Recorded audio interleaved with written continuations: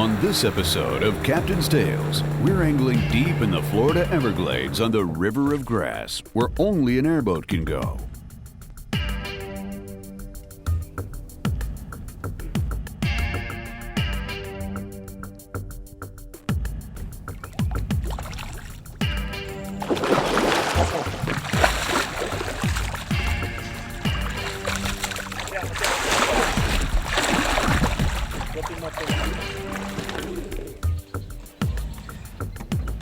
That's what we're doing today. We're just doing a little pitching and flipping for some Everglades black bass.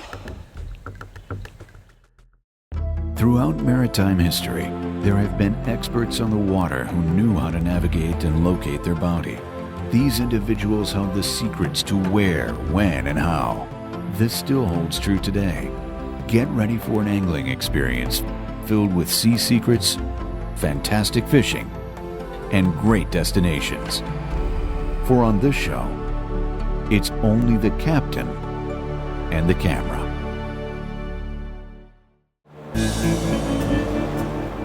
Our charter's entry into the Florida Everglades is off the famous Alligator Alley section of I-75, which transects the lower half of the state.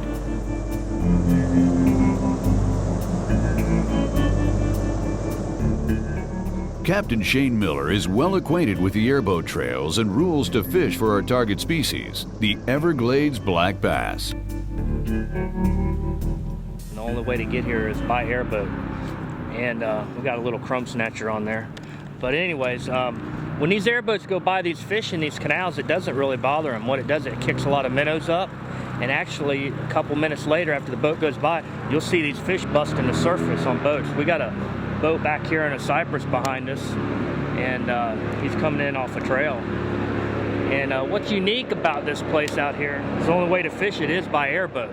It's about 6.5 miles long, and they dug these canals. This one runs north-south, and it flows into the canal off 41, but it's kind of landlocked, and they let it sheet flow through the cypress into another canal that runs into US 41 canal, and they used to pump that water into Miami for irrigation purposes, and they still do it now. So the water's up a little high right now for this time of year. We've had a lot of rain this winter, and we're about 2 to 3 foot of water in these pads. The middle of this canal is anywhere from 10 to 15 foot deep. When the water drops down low, in any of your canals around Naples, Fort Myers, Miami, Lauderdale area, when the water's down low, you can throw crankbaits along the edge, do real well. And then when the water's up higher, you want to go to soft plastics. And then when you get some cloud cover early morning, late evening, you throw some nice top water in there. So we're going to get back. I see a big bass right here. Let's see if we can get her tonight.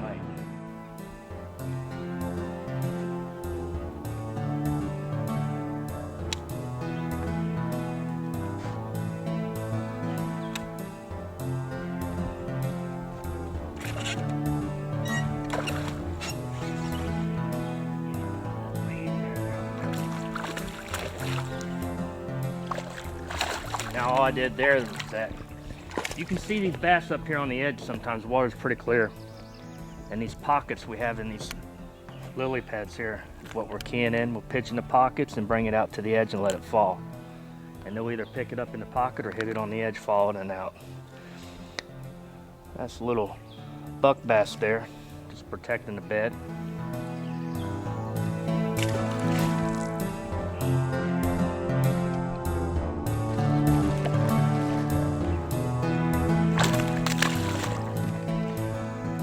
Well, that one flipped off there. You want to make sure you get a real good hook set on these bass out here. Got a 3/0 wide gap Gamakatsu flutter hook. So they're pretty sharp, but you still got to get a good hook set. We're fishing this bait real slow right off the edge of these lily pads. We got a nice little cap rock edge here that drops off about 4 or 5 foot. These fish are just staging right on the edge of this rock right now. Some of them later in the day will pull back up on the beds. And then the fish that we see cruising along here have already spawned out, and they're just cruising to feed.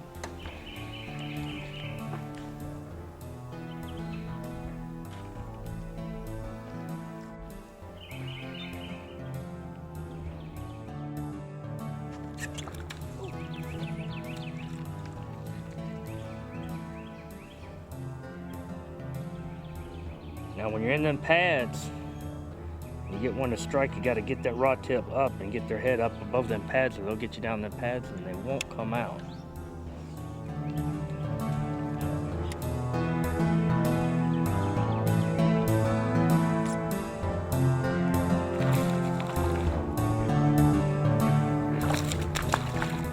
Nice 2-3 pounder there, spit the hook on us.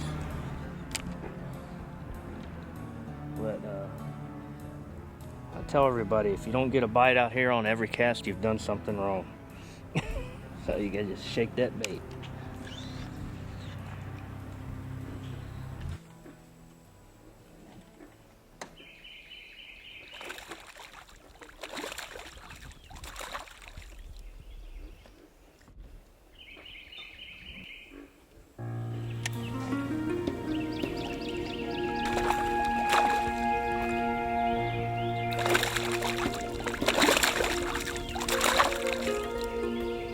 Hungry?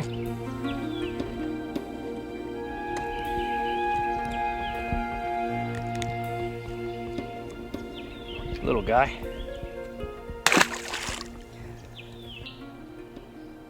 Out here in the sawgrass area, we're pretty limited to where we can go. It's strictly this 3A South area. It's all state land. It's all recreational purposes out here.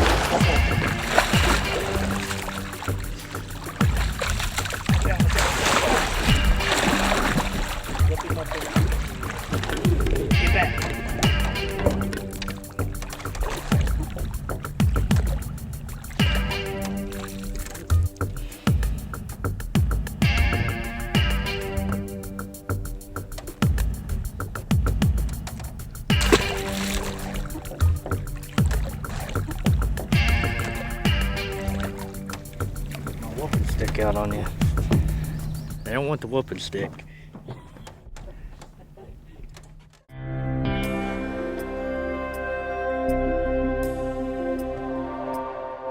Well, I started guiding about 10.5 years ago. I just liked fishing. Grew up in Naples area.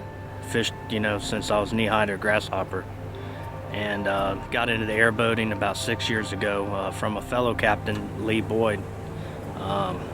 Who turned me on to this area out here, and just fell in love with it and been doing it ever since.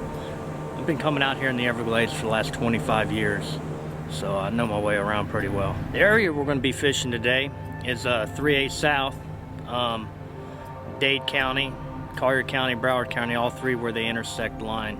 We're going to be fishing a canal system out here that was dug back in the 1940s. It's about 6.5 miles long. And what's so unique about this area is the only way to access this canal is by airboat.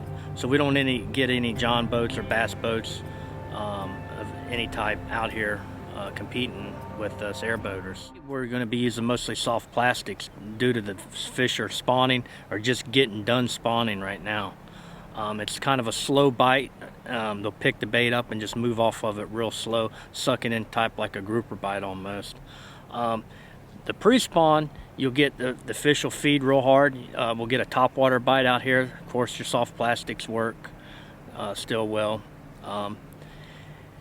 Swim baits. Then we get into after the spawn, basically, and the water drops down typically at that time too, is we'll get into throwing some crankbaits. And everybody, you know, puts a crankbait, well, you're thinking deep water structure, but here we use 5 to 6 foot dive crankbaits and just run them down the edge, and it's nothing, you know, to catch 50-60 bass on that crankbait for the day. We don't use a lot of any spoons. Buzz baits, spinner baits don't work quite well out here. It's mostly soft plastic crankbaits and topwater with, you know, your hard baits. Our weapon of choice today is going to be a 6.6 medium heavy rod with the Shimano bait casting reel. We got a 15-pound braid line and a 20-pound fluorocarbon leader. And we just tie a uni to union knot, leader to the braid, and then we're using what we call a flutter hook today. And it's real good with this bait we're using. We're using a soft plastic bait, the Zoom Super Fluke, watermelon colored. And we got a 3/0 Gamakatsu wide gap hook, and it's got the weight in the shank of the hook.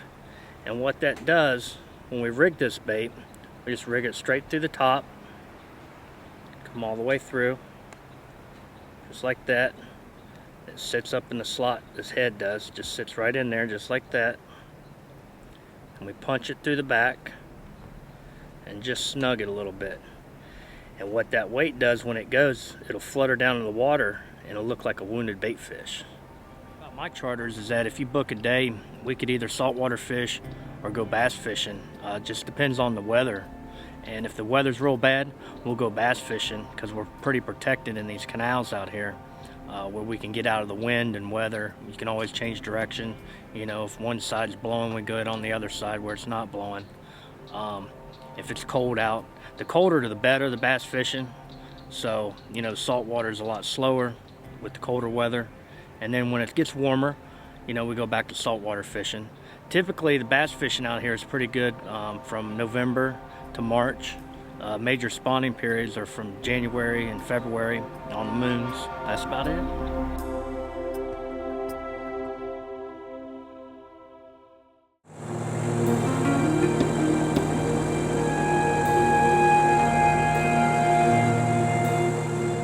Gliding through the Everglades cypress swamps and grass is exhilarating, beautiful, and mysterious, like no other area of the world.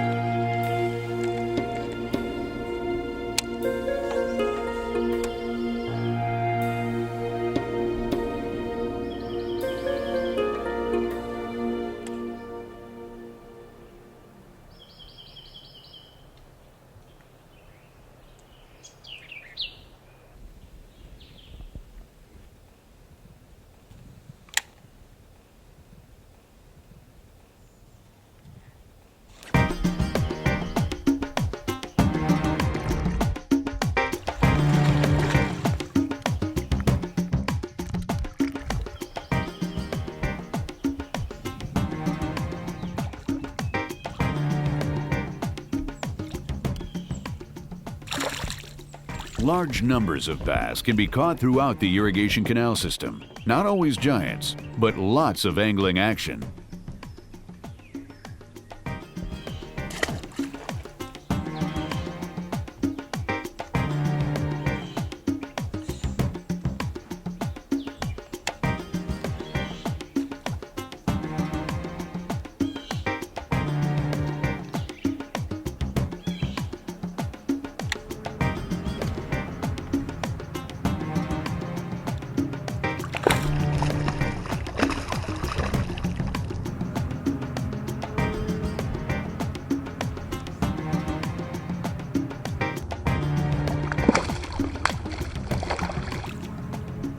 Chunker there. That's what we call football.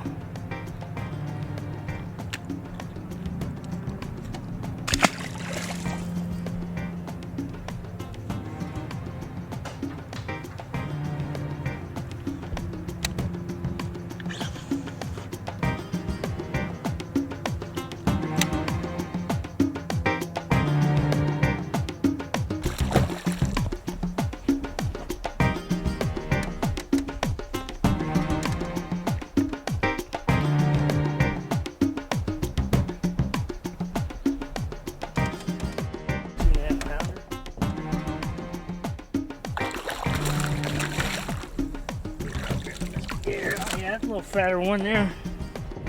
Yeah, she might be closer to about 3. Come here, baby.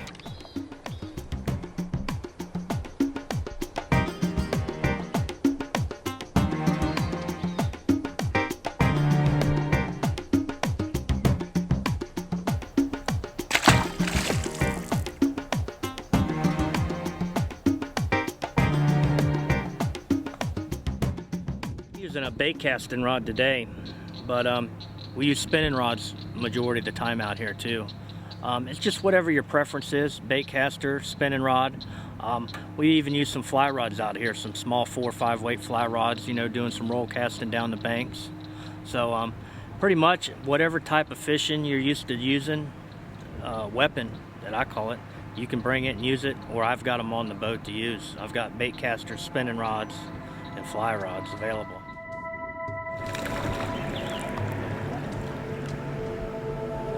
Warmouth.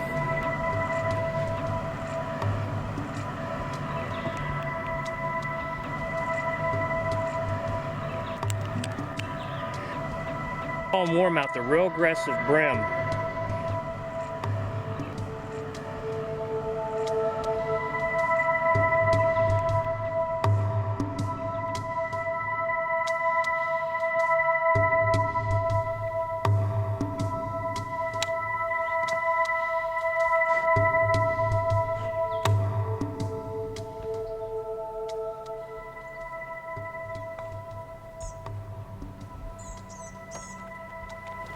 Come here, Gator. Don't dab going in there. Get out of there. Come on.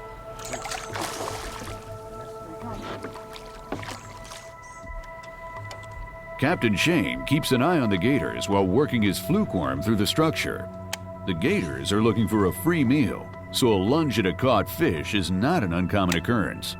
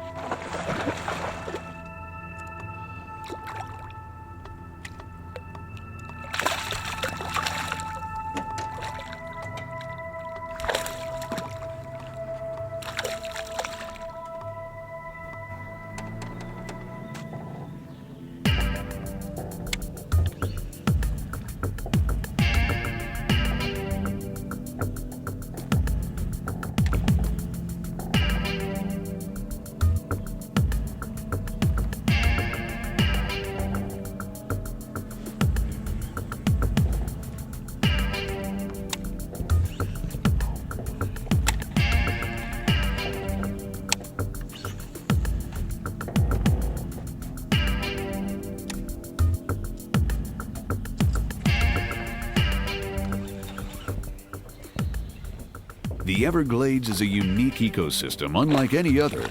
It is an area to be protected and cherished, and more importantly, allowed to be experienced by all.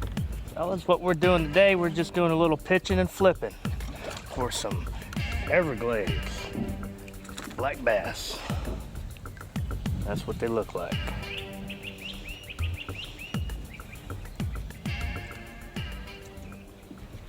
A zoom fluke.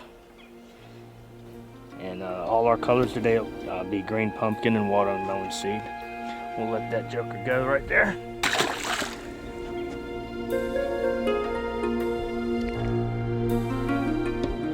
Try one more fishing spot online. Log on to www.captainstales.com.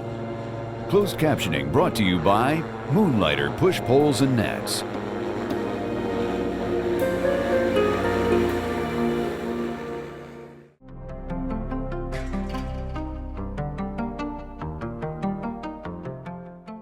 Join us again next week for another episode of Captain's Tales, and try one more fishing spot online. Log on to www.captainstales.com.